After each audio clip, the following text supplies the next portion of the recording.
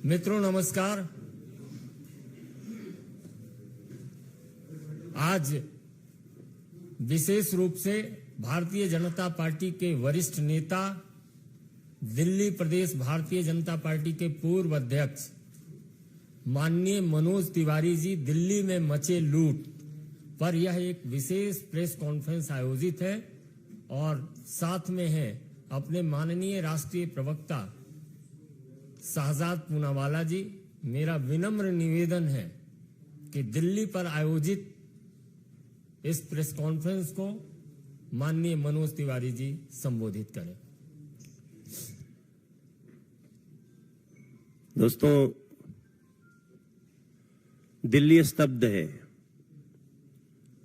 और दिल्ली ही नहीं, मुझे लगता है कि सरकारों में और राजनीति में रुचि लेने वाला देश का हर तबका स्तब्ध है। दिल्ली में हुए इस अपराध और भ्रष्टाचार के कांड पर जो अरविंद केजरीवाल के द्वारा किया गया है, भारतीय राजनीति के इतिहास में मैं एक बहुत महत्वपूर्ण बात की तरफ सबको ले जाना चाहता हूं कि भारतीय राजनीति के इतिहास में ऐसी कोई राजनीतिक पार्टी जो अपने अस्तित्व में आने के सबसे कम समय में लूट और भ्रष्टाचार का कीर्तिमान स्थापित कर दिया हो, तो उसमें एकमात्र राजनीतिक पार्टी बन गई है आम आदमी पार्टी, अरविंद केजरीवाल की पार्टी। ये कहते हुए मुझे जरा भी संकोच नहीं है कि आम आदमी के नाम से पार्टी बनाया और आम आदमी के खजाने को ही लूटने का काम किया और लूटते लूटते यहां तक पहुंच गए। ऐसा कभी नहीं हुआ है। आम आदमी के खजाने को लूटने के लिए आम आदमी का ही प्रयोग किया है और हम पहले से कहते आ रहे हैं कि ये जितने भी घोटाले दिल्ली सरकार के हुए हैं, इसमें कोई जेल में हो या जेल में जाने वाला हो या जांच के घेरे में हो, ये सबका अगर कोई सही मायने में किसी के इशारे पे हो रहा है तो अरविंद केजरीवाल के इशारे पे हो रहा है। मुझे लगता है कि जहां तक दिल्ली के राजमहल के भ्रष्टाचार का मामला है, मैं नहीं, दिल्ली के लगभग हर लोग इसमें ये मान रहे हैं कि इसमें टॉयलेट और पर्दे ही करोड़ों के हैं। बाकी तो क्या है पता करने पे, जब सीबीआई इसकी इंक्वायरी कर रही है, शुरू किया तो पता चलेगा। ऐसी स्थिति में जिसने 2013 से सादगी का दम भरा था, ऐसी सादगी का दम कि अच्छे अच्छे उसके भ्रम में आ गए और वो व्यक्ति 2022 तक राजमहल में रहने का सपना देखता हुआ उसको सही करने के लिए क्या क्या नहीं कर डालता है। जब 2022 कहते हैं, 21 कहते हैं, 20 कहते हैं, याद आता है तो इंसानियत को रौंदने वाली एक ऐसी कुकृत्य का दर्शन होता है जब देश ऑक्सीजन के लिए परेशान था, जब देश के लोग अपने आमने सामने घर के लोगों को प्राण छोड़ते हुए देख रहे थे, कोई चारा नहीं चल रहा था, जहां एक दूसरे को बचाने के लिए दुआओं का भी समंदर था, उस समय एक अरविंद केजरीवाल नाम का व्यक्ति दिल्ली का मुख्यमंत्री अपना राजमहल बनाने में लगा था। कैसा वो दिल, कैसा वो मन, कैसी वो सोच, ये सारी चीजें इस सीबीआई की जांच शुरू होने के बाद याद आ रही है। हमें इस मामले में सीबीआई की जांच की मांग हम लगातार कर रहे थे। क्योंकि जब सीबीआई जांच करेगी तभी उन सारी चीजों का पता चलेगा कि रात में क्यों किसी अधिकारी के कमरे को खोल करके वहां से फाइल चुराने की कोशिश हुई, साक्ष्य को नष्ट करने के प्रयास हुए। ऐसी स्थिति में हम उम्मीद करते हैं कि इस जांच से जनता के सामने राजमहल की सच्चाई आएगी। और राजमहल घोटाले की जांच इसलिए भी जरूरी है, वो सभी लोगों से मैं बताना चाहता हूं, क्योंकि सीएम बंगला निर्माण के लिए टेंडर जारी करने के नियमों का जो उल्लंघन किया गया वो किसके इशारे पे किया गया, ये जानना बहुत महत्वपूर्ण है। केजरीवाल ने टाइप 7 की पात्रता से कहीं बड़ा अधिक घर बनाने के लिए जो कार्य किया वो किसके इशारे पे, किसके सह पे किया गया, ये सीबीआई की जांच से पता चलेगा। जांच से यह भी पता चलेगा कि किसके निर्देश पर पीडब्ल्यूडी अधिकारियों ने ऐसे भवन निर्माण के लिए छोटे छोटे टेंडर जारी किए, किसके इशारे पे। यह भी पता चलेगा कि फर्निशिंग सामग्री के अलावे भवन निर्माण सामग्री के साथ साथ फर्श के पत्थर, लकड़ी के काम की दर और गुणवत्ता को किसने मंजूरी दी, ये सारी बातें पता चलेंगी। और सब कुछ देखते हुए मेरे जहन में जो बात आती है कि Arvind Kejriwal government is government of criminals, run by criminals in a manner of criminals.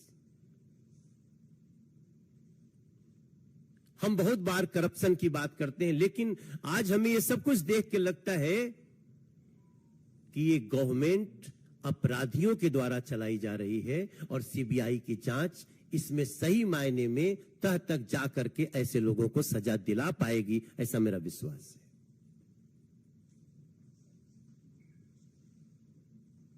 मित्रों, शाहजाद जी भी अपनी बात रखेंगे। माननीय शाहजाद पूनावाला जी। मित्रों, ये पूरा का पूरा प्रकरण केवल एक घर के रेनोवेशन का नहीं है, बल्कि मानसिकता के रेनोवेशन का है। जिन लोगों ने राजनीति में ये कस्में वादे लेकर आने का काम किया था कि हम छोटे घर में रहेंगे, हम वीवीआईपी सिक्योरिटी नहीं लेंगे, हम छोटी गाड़ी से चलेंगे, हमें तो केवल 2 रूम का घर चाहिए और क्या चाहिए, पैर पसारने की जगह चाहिए। आज उस मानसिकता का ऐसा रेनोवेशन हुआ है कि सुल्तान केजरीवाल एक भ्रष्टाचार का महल बनाते हैं। ये सुल्तान केजरीवाल की कहानी है। और सुल्तान केजरीवाल ने जब दिल्ली की जनता ऑक्सीजन के लिए, दिल्ली की जनता वेंटिलेटर के लिए, दिल्ली की जनता की रसोइयां बंद थी, जब दिल्ली के लोग त्राहिमाम त्राहिमाम कर रहे थे कोविड के काल में, तब सुल्तान केजरीवाल ने एक फतवा जारी किया कि मेरा भ्रष्टाचार का बड़ा महल बनेगा। और उस फतवे के बाद किस प्रकार से वियतनाम से फ्लोरिंग आई, करोड़ों रुपए की। पीडब्ल्यूडी का आप देख लीजिए, किसी के भी घर पे ज्यादा से ज्यादा अगर लगता है तो मकराना मार्बल, और वो भी हाई क्वालिटी का मार्बल होता है, राजस्थान से आता है मकराना। पर मकराना मार्बल ताजमहल में तो लग सकता है, सुल्तान केजरीवाल के भ्रष्टाचार के महल में मकराना मार्बल लगेगा। उन्होंने कहा वियतनाम का सफेद मार्बल आएगा। हमारे घर में पर्दे लगते हैं, 200, 300, 400 रुपए के पर्दे लगते हैं, 500 रुपए का मैक्सिमम, 1000 रुपए का बहुत बड़ा हो गया तो। यहां पर 8-8 लाख का एक पर्दा, 8 लाख रुपीस का पर्दा। हमारे घर में टॉयलेट भी होता है, 200-300 रुपए की टॉयलेट की सीट आती है। यहां पर 4 लाख रुपए की एक टॉयलेट की सीट, 4 लाख रुपए का कमोड।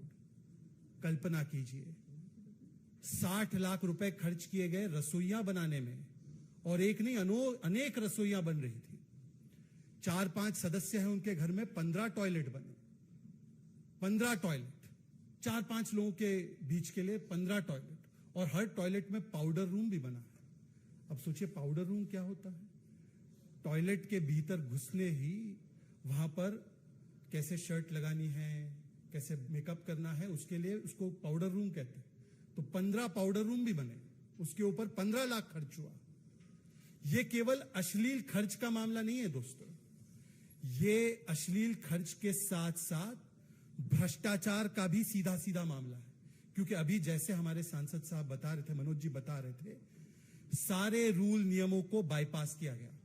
आपको पता होगा, कई मीडिया के लोगों ने स्टोरी भी की है और इसी मंच से वो स्टोरी हमने उस पर पीसी भी की है, हमारे अलग अलग नेताओं ने दिल्ली के, कि हर खर्च को 10 करोड़ के नीचे रखा गया। 9,99,999 रुपए रखा गया, ताकि 10 करोड़ पार होते ही जो प्रक्रिया आती उसमें वो प्रक्रिया से बचा जा सके।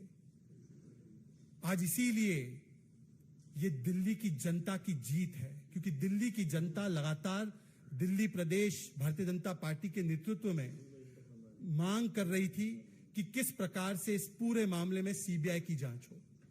पहले सीएजी की भी जांच हुई, तब भी इन्होंने विक्टिमहुड कार्ड निकाला। आज सीबीआई की जांच हुई है, देख लेना 5-10 मिनट के बाद अब ये सारे लोग मिलकर बोलेंगे, देखिए हमें प्रताड़ित किया जा रहा है, हमें दबाया जा रहा है, हम इधर अच्छा काम कर रहे हैं, हम उधर अच्छा काम कर रहे हैं, इसीलिए विक्टिमहुड कार्ड आएगा। परंतु आज विक्टिमहुड कार्ड का नहीं, आज समय है रिपोर्ट कार्ड देने का। अरविंद केजरीवाल जी, रिपोर्ट कार्ड दीजिए अपने भ्रष्टाचार का। शराब घोटाले में मनीष सिसोदिया, आज भी कोर्ट ने उनको अंदर रखा है। क्या कोर्ट विंडेटा कर रहा है? और शराब घोटाले में तो कांग्रेसी, आप ही के नए नए मित्र, जिनके साथ आपकी किस प्रकार की खटास है पंजाब से लेकर हर जगह पर, उन्होंने उसका स्वागत किया।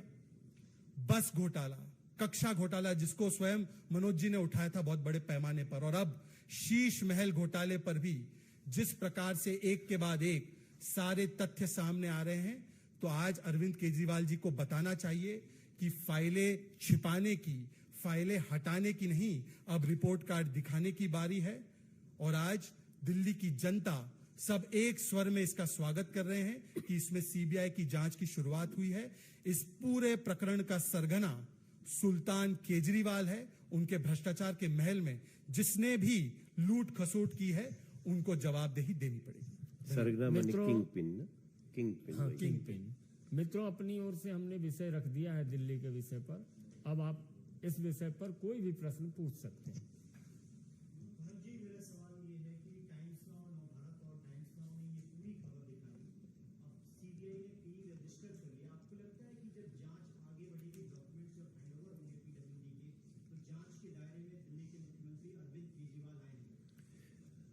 100% आएंगे, क्योंकि सीबीआई के जांच को अपने पास लेने से पहले जितनी चीजें आ गई हैं, और इवन मैं धन्यवाद देना चाहता हूं आपके चैनल को और मीडिया को थैंक्स करना चाहता हूं। बहुत ऐसे केसेज हैं जहां मीडिया ने वो काम करके दिया है जिसके आधार पे बड़े बड़े अपराधी पकड़े गए हैं। तो इस केस में जिस प्रकार से सारा कुछ design by Arvind Kejriwal, plan by Arvind Kejriwal, और जो कुछ हुआ है वो स्वयं जिसके लिए हुआ है वो अरविंद केजरीवाल। तो मुझे पूरी तरह से लगता है कि अब इनका बचना बहुत मुश्किल है।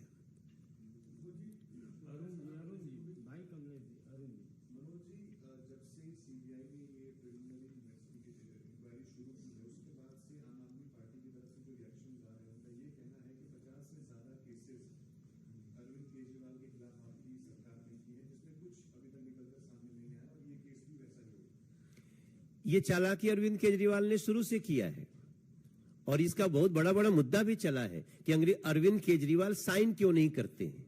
तभी मैंने कहा कि इन अ क्रिमिनल मैनर, ये शब्द इसलिए प्रयोग किया कि ये बड़ी प्लानिंग के साथ चल रहे हैं। लेकिन अब जहां फंसे हैं, मुझे लगता है कि जिस पूरी मोडस ऑपरेंडी को आम आदमी पार्टी के नेता बोलते रहते हैं, अब शायद इसके बाद नहीं बोल पाएंगे।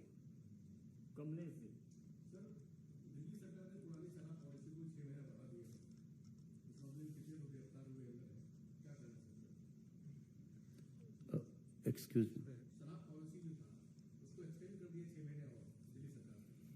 देखिए, अगर मैं अनुमति हो तो ये तो स्पष्टीकरण हो गया। पहले तो ये कह रहे थे इनकी नई पॉलिसी दुनिया की बेस्ट पॉलिसी है, और अब पुरानी पॉलिसी को न केवल लागू किया गया, उसको बढ़ाया जा रहा है। इसका मतलब कि आज अरविंद केजरीवाल की सरकार ने माना है कि नई पॉलिसी जो इन्होंने लाई थी, जिसमें मनीष सिसोदिया आज भी जेल में है, वो पूर्ण तरीके से भ्रष्टाचार युक्त थी। इसीलिए अरविंद केजरीवाल को तो नैतिक आधार पर यह बताना चाहिए कि नई पॉलिसी किनके साथ मिलकर और कितना भ्रष्टाचार करने के लिए, 2000 करोड़ से ज्यादा का भ्रष्टाचार करने के लिए क्यों लाई गई थी। बहुत बहुत धन्यवाद। अब प्रज्ञा बाद में।